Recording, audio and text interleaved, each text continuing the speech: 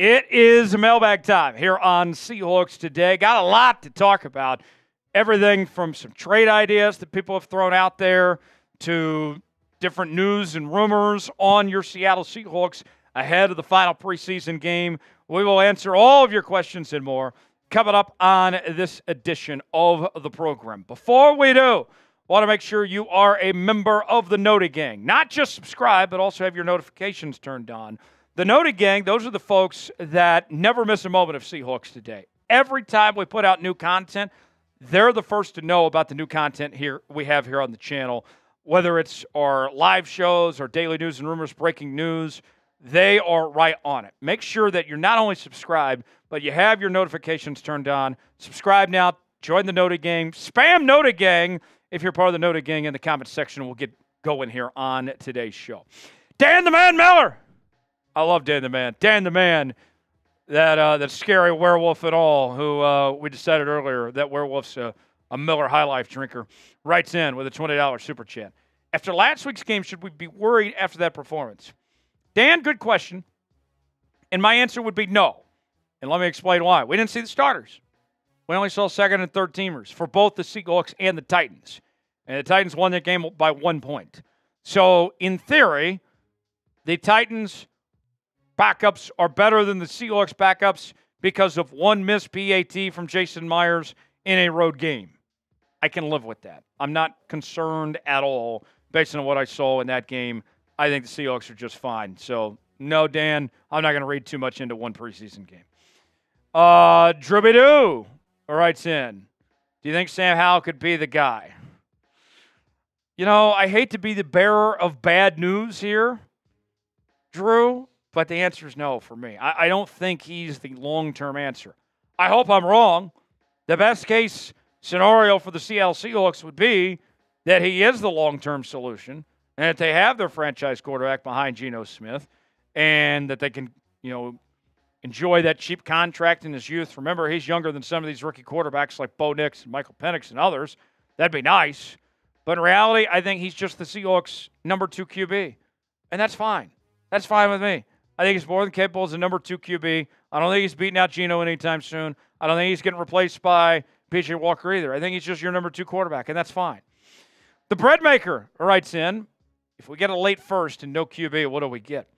So I was looking at a mock draft that came out this week from ESPN, and Phil Yates was projecting the Seahawks taking Travis Hunter, the wide receiver / corner from Colorado, more than likely going to play just the corner position at the NFL, also could play some special teams, but they had the Seahawks picking at 11. I hope Seattle's not picking at 11, but I would love to see Travis Hunter in Seattle. That would certainly be fun. I think we all have our eyes set on getting a quarterback next year, but for now, I think guys like Travis Hunter are certainly going to be on the radar next year. We'll see. Sad Sherman writes in, any chance the Seahawks trade for Haason Reddick? So Haason Reddick, first off, would thrive in the Seahawks defense under Mike McDonald. He is the best coach in the NFL when it comes to coaching up pass rushers. Haason Reddick would be great. But there's a couple of reasons why I say no when it comes to Haason Reddick. One, I think there's some character concerns. The Eagles were quick to move on from him. Now you got the situation with the Jets where he hasn't even spoken to them. They're not close to getting a deal done. That's not looking good. And it's more than just the contract situation there, folks. To me, there are some red flags on that front. And then the Seahawks would not only have to give up capital, but they'd have to pay him as well. And they don't have much flexibility when it comes to the cap. You look at next year, they're $25 million over the cap right now. I think Haason Reddick would be great, and he'd be awesome to have, don't get me wrong.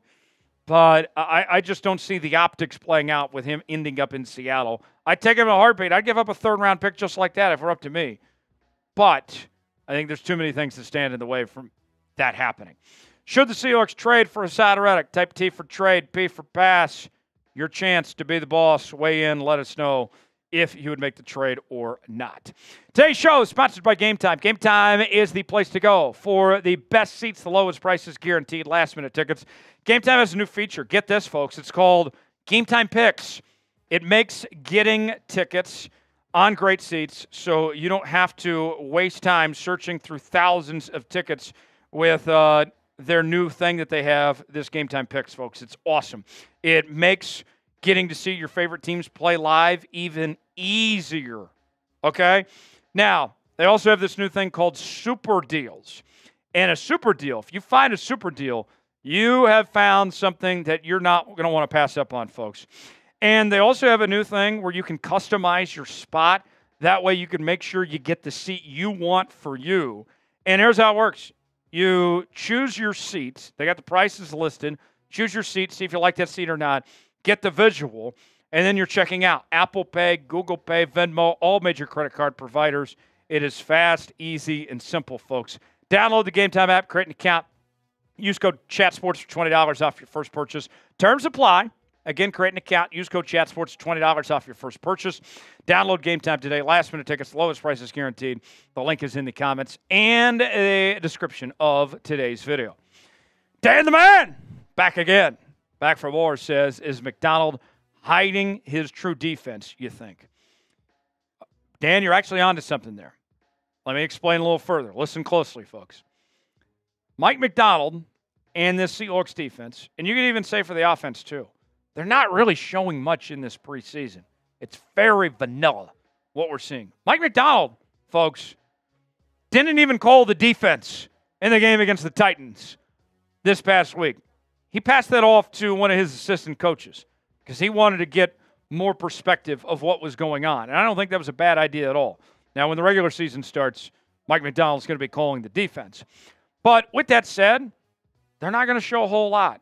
They're going to run things very vanilla and let their guys kind of get a feel for things, try to separate the competition, and then go from there. And that's perfectly fine. And the defense has still looked really good despite running a very vanilla defense the last couple of weeks. So, yes, Dan, you were totally on to something. You got a great football IQ, my friend. They are not showing much. But when they unleash, when they fully unravel, prepare to be amazed. Tommy Spanks writes in, could the Seahawks trade for Kyle Pitts? Man, Tommy, I would take Kyle Pitts in a heartbeat. And especially you look at this tight end room right now. You got Noah Fant there. He's already been a little bit banged up. Pharaoh Brown's banged up right now. He's likely to miss the start of the season for the Seahawks. That ain't good. Kyle Pitts would be awesome, and he would be a great long-term plan. I don't know if Noah Fant is within the long-term plans. I think he's kind of in a prove-it-year situation this year with the Seahawks. But Kyle Pitts, like Arthur Smith, was very incompetent, I felt, in running that offense in Atlanta. He didn't use Kyle Pitts enough. He didn't use Bijan Robinson enough. I think Kyle Pitts, every season, if he's used properly, could be a 1,000-yard tight end. He's that good. I think he can be a top-5 tight end in this league if he isn't already. And we've heard that this Seahawks coaching staff, that Ryan Grubb plans to use that tight end position way more than we saw in the previous regime. I don't think it would happen, but if he ever is on the market, if things don't work out for Atlanta, then I'm all ears to bringing Kyle Pitts in. Should the Seahawks trade for Kyle Pitts? Y for yes, in for no. Weigh in. Let us know in the comments section if you would make a trade for Kyle Pitts or not. Got time for about 2 more questions here. Let's start with Ryan. Ryan wants to know, who will have a better year, the D-line or the secondary? Great question. Ryan, I like both units. I do. I think I lean towards the secondary because you have more Pro Bowl potential. Right? You look at the defensive line. Leonard Williams could be a Pro Bowler, but that's really about it. Jaron Reed's not going to be. I really doubt Byron Murphy's going to be in his first year. So I don't see that happening. But you look at like Pro Bowl caliber players on the secondary. Julian Love. I think Rayshon Jenkins could. I think Devin Witherspoon could. I think Reek Woolen could. So I'm more high in the secondary than I am the D-line, but don't get me wrong. Don't get me mistaken. I still like that D-line too. Last question, Ian wants to know, is Jarek Reed II going to make the team at safety? He is on the PUP list. I mean, they'll start him on the PUP list, and then we'll have a discussion when he gets healthy whether he gets activated for the 53-man roster or not. But at the very least, yes, technically he will make the team on the PUP list, and then we'll see where things go from there. Appreciate you joining us here on Seahawks Today for continuing Seattle Seahawks coverage Subscribe now for free. YouTube.com/Seahawks TV. We'll see you next time.